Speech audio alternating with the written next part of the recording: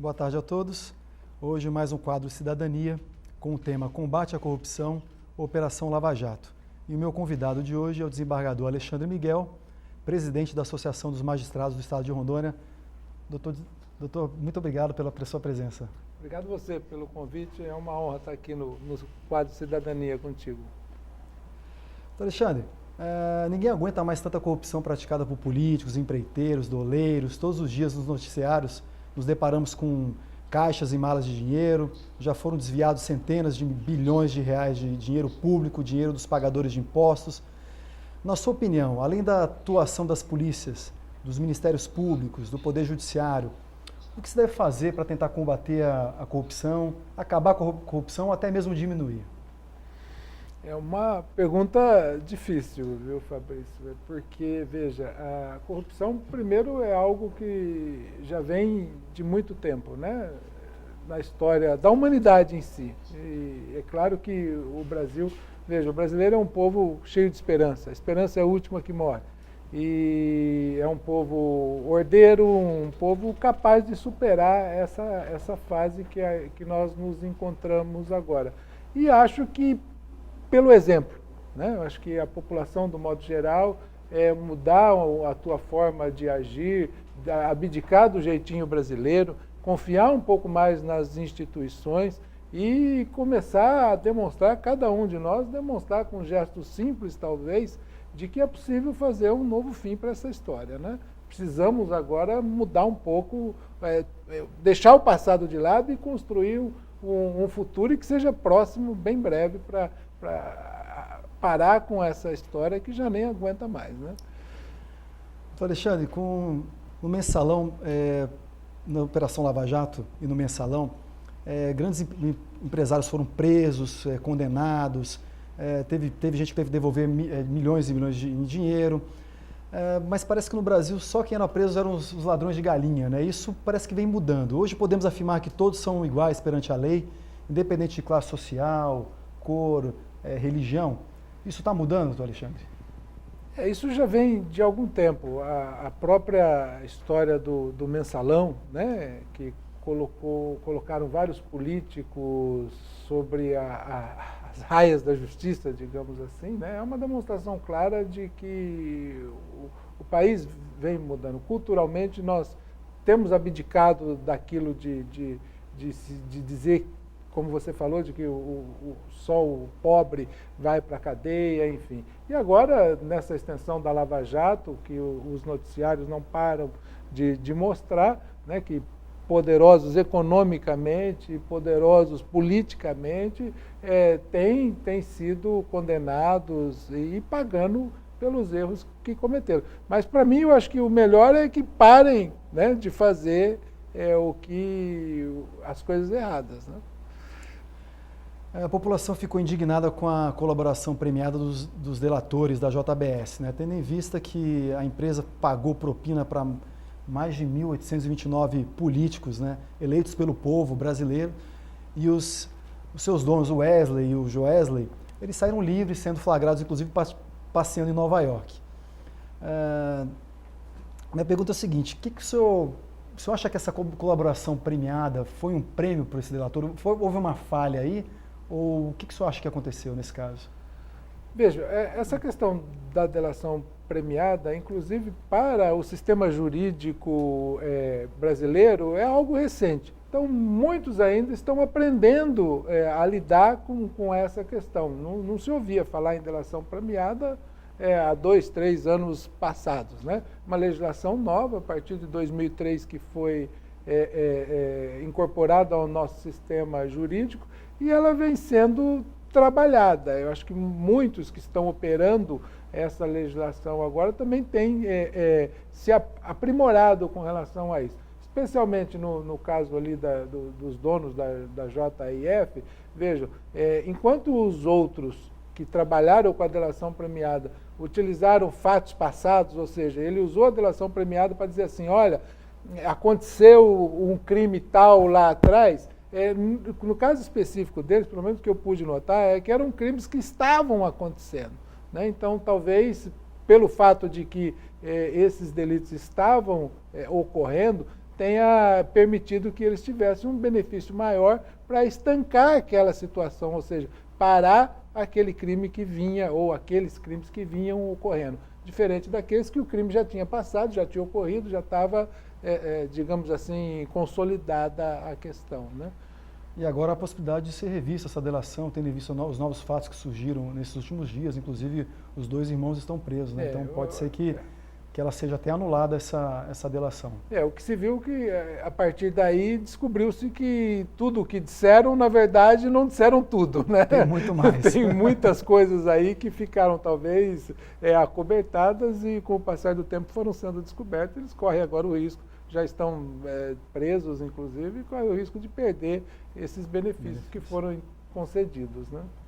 Então, Alexandre, a Petrobras ela foi assaltada por agentes públicos, né, por políticos que também fizeram a Petrobras também fez maus investimentos, consequentemente os funcionários da estatal vão ter que pagar 14 bilhões por 18 anos para cobrir o rombo da Petros, que é o fundo de pensão dos funcionários.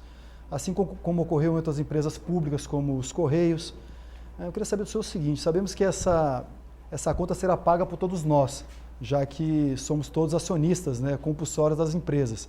Diante desse quadro, a privatização seria um dos principais caminhos para acabar ou diminuir a corrupção, bem como a má gestão dessas estatais? O que o senhor acha?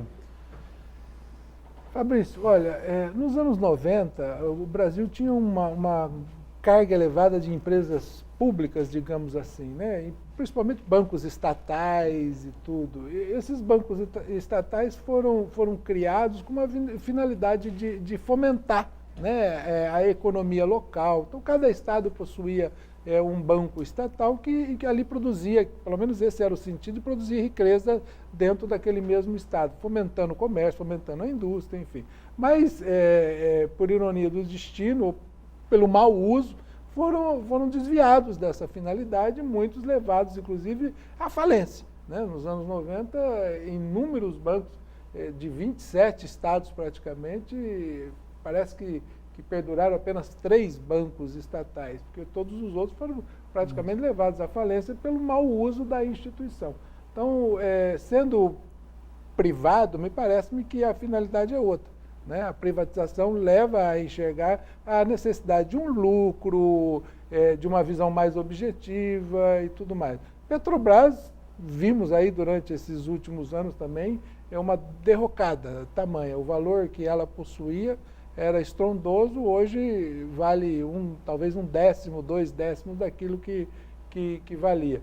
A privatização é um caminho. Se formos olhar os grandes países desenvolvidos mundo afora, muito pouco, pelo menos no campo do petróleo, são todos privatizados, e muito pouca empresa pública perduram. E quando existe, são aquelas dirigidas especialmente para atendimento da população, do modo geral, serviços essenciais, né? O que se percebe que as empresas públicas no Brasil são utilizadas para cargos políticos, para conchavos, enfim, seria um outro sentido. Né? É um elemento cultural, né? Cultural. Eu acho que a população precisa, a partir daí, começar a divisar isso também, ver essa diferença. E né? nós já tivemos bons exemplos com relação à privatização das telefônicas, né? Hoje todo mundo tem celular e imagina... E o custo diminuiu sensivelmente, né? Também na década de 90, eu me lembro, um telefone fixo era um absurdo. Você tinha que declarar no imposto de renda, né? Tão valoroso que era, né? Se fosse estatal ainda, hoje estaríamos falando no orelhão, né, até hoje. E poucos possuíam. Hoje, em razão da tem. privatização, todo mundo tem. A Embraer também, né? A Embraer é uma grande empresa de aviação que constrói aviões aí, que tem aviões no mundo todo, fantástico. Então, historicamente, tem demonstrado isso. Que né? tem funcionado. Né? A privatização ajuda bastante, inclusive, a disseminar isso para a população que passa a ter diretamente esses serviços. Diminuir o tamanho do Estado e com gente competente. Talvez isso que estamos precisando. Precisando, né? Demais. Durante a Operação Mãos Limpas na Itália, corruptos daquele país tentaram desmoralizar o juiz daquele país para tentar atrapalhar as investigações. E já estão fazendo isso aqui com o juiz Sérgio Moro, a gente percebe alguns ataques. O senhor acha que o judiciário pode fazer para tentar se proteger desses ataques? Olha, Fabrício, não só com o juiz Sérgio Moro, mas com a magistratura do modo geral. Veja, como você se referiu logo no início do programa, né, atualmente muitas pessoas, poderosos, digamos assim, que não estavam submetidos à lei e passaram a ter, até pelo avanço da legislação, que isso permitiu que essas pessoas passassem a responder perante a justiça. E a partir daí, eles começaram também a fazer ataques ao Poder Judiciário do modo geral.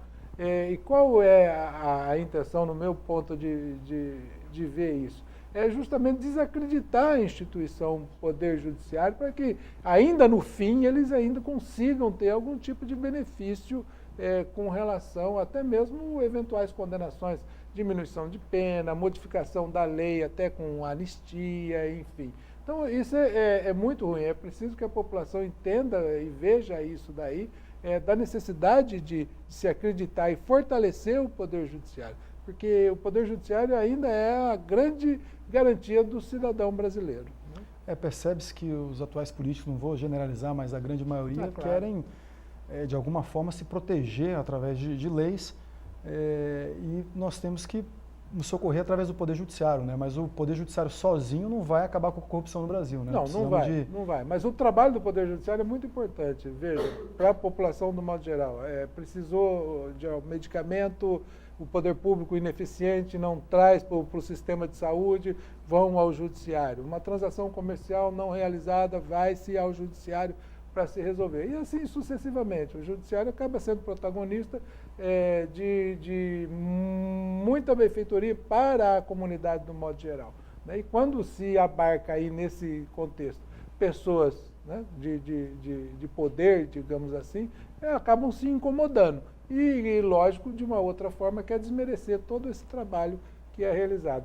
Mas, graças a Deus, a instituição Poder Judiciário, os magistrados são pessoas abnegadas, sabem da importância do seu trabalho e estarão firmes nesse propósito.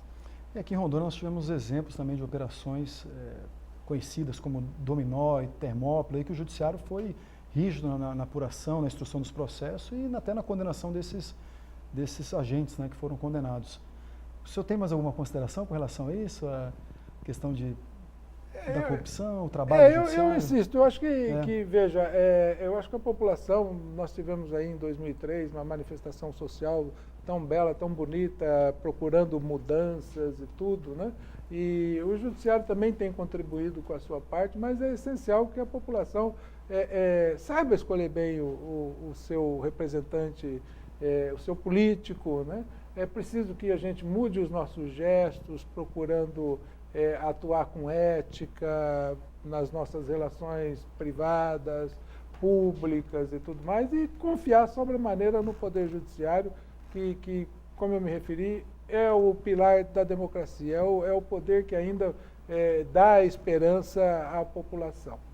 Querendo ou não, as pessoas acabam praticando pequenas corrupções, que a gente chama, que são aquelas de furar fila no banco, parar o carro na faixa. É o jeitinho brasileiro, né? Eu acho que brasileiro. A gente tinha que eliminar isso da nossa memória, né? Essa história do jeitinho brasileiro. Superar isso, começar a escrever um novo capítulo para o Brasil. Acho que está na hora de começar a fazer o certo. E o ano que vem é um ano importantíssimo, né? Nós temos eleições.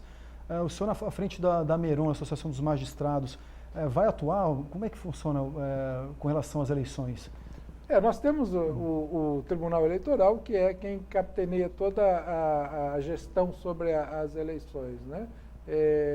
E os magistrados trabalham com afinco no período eleitoral, a partir ali do registro de candidaturas e tudo, para ter uma eleição pacífica, sem abuso do poder econômico, né, do abuso do poder político e tudo com grande fiscalização para que as eleições saiam contentes. Mas melhor disso aí é saber escolher bem o seu candidato. Né?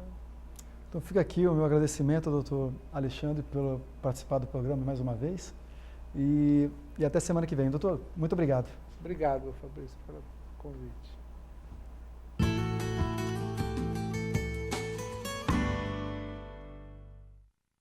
Obrigado, Fabrício Jurado, com o quadro Cidadania, que estará de volta na próxima quinta-feira. Agradecer também ao desembargador, doutor Alexandre Miguel, presidente da Meron, parabenizá-lo pelo trabalho, pela simpatia de sempre e pela prontidão em estar conosco, trazendo um assunto tão relevante. Marco Salles, nosso querido amigo também, sempre trabalhando firme e forte. Parabéns, Marco!